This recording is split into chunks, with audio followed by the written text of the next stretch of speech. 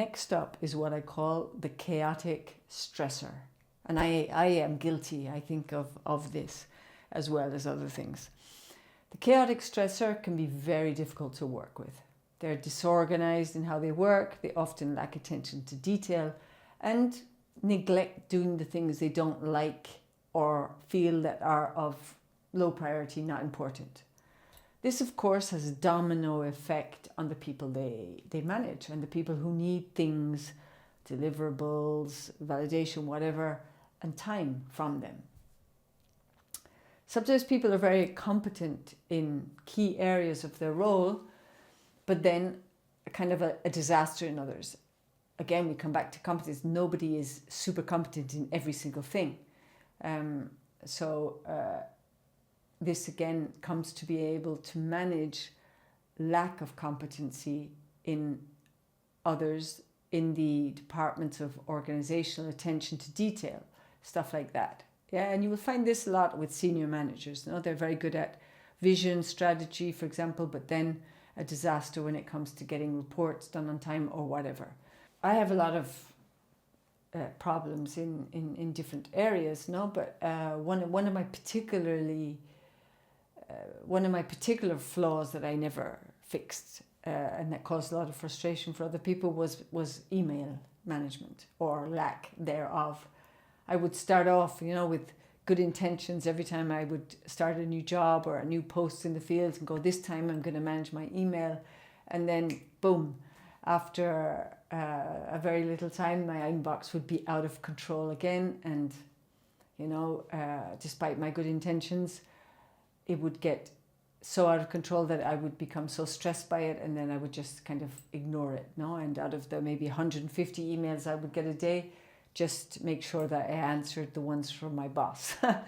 So people would get annoyed, obviously, that I hadn't read their mail. They would get frustrated at the no response, particularly people in other departments or in HQ, or if people needed validation or wanted to discuss or wanted feedback on a very long document that I hadn't opened even or had time to read. So this has repercussions, obviously, for the frustration for them. Also, again, slowing things down for other people. And also, I wouldn't be informed of certain things that people would have sent only by mail. So I would be missing information. And then also I would not do certain tasks or not do certain work that somebody was asking me to do because it was in an email I hadn't read, basically. Yeah. And as I said, I would then get really, really stressed by the hundreds, sometimes thousands of unread emails in my inbox, and then very kind of defensive about the complaints that I would inevitably get about, God's sake, I sent you an email 2 weeks ago and you haven't responded. You're not responding to my emails. And then I would get stressed. But then I started to say to people, look, I get a lot of emails every day. If something is important, don't write me an email. Call me, come into my office, or preferably telephone me and tell me all of the things, or arrange a meeting with me and go through all of the things that you said in all of your emails so that we can deal with them one by one. And I thought this was a good solution, right? Because people got what they want, and we worked with the reality rather than the fantasy that I was going to be able to manage my inbox properly. But some people just have to write mails, it seems. Yeah, they kind of like get paranoid about it. A trace must be left. It must be in writing. Yeah, and that's kind of a non-adaptive way of working to a busy person. If you know the person that can't manage their inbox, because who can, unless you spend many, many hours of extra overtime managing your inbox, and there are more important things to do, frankly, then so I think people should adapt to that. Then there are people who are not good at managing meetings, so meetings end up being dispersed, chaotic, stressful, and totally useless, and that causes a lot of frustration because busy people haven't got the time to sit in non-productive meetings.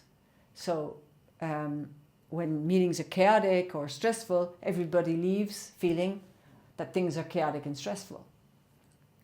Some chaotic stressors managers of that style give a lot of new priorities on top of other priorities before the other priorities have been achieved, because either they've received more priorities themselves from their own chaotic manager, or in their own chaos, in their workload, have forgotten what they said last week or forgotten the priorities and haven't kept track of all the other priorities that you happen to have.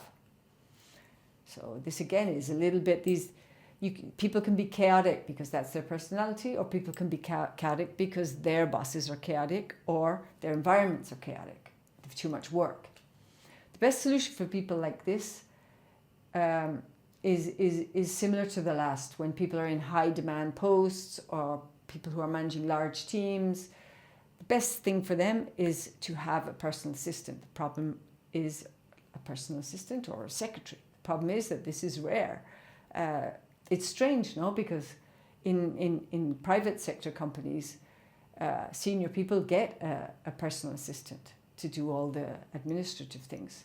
But in humanitarian work, no budgets are given for that. It's a shame, because things would run more smoothly, people would be less stressed, because directors do need, you shouldn't have a director having to, do menial tasks.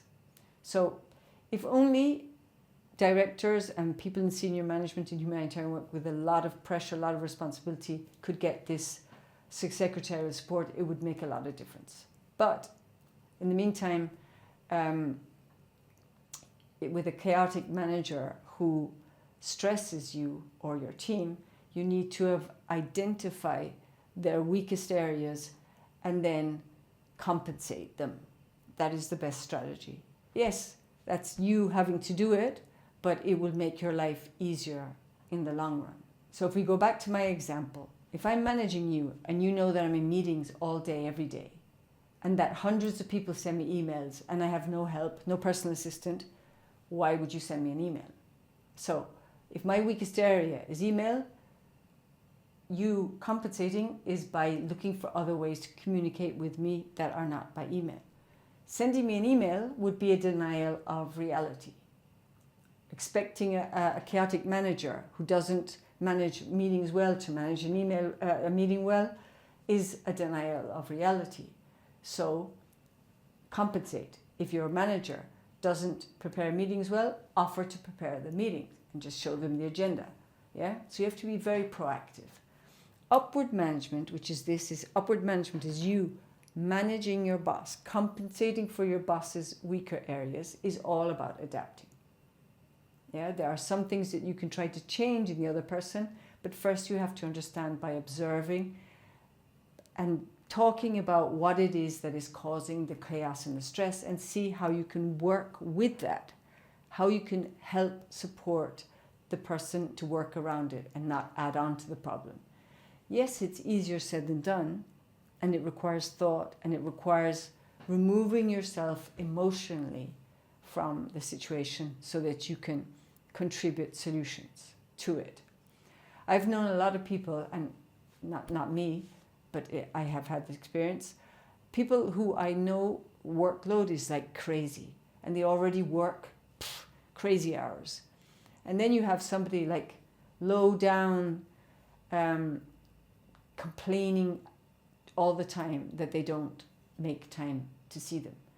So don't be that person. Be somebody who sees the situation, sees the pressure that the person is under, and proactively works to support their manager, because it's a two-way street as well. Yes, I've said a lot of times the manager's first duty is to give you clear prioritization, clear direction, and support you, but also you should be supporting and be proactive to your own manager, unless it's the type we'll look at in the next video.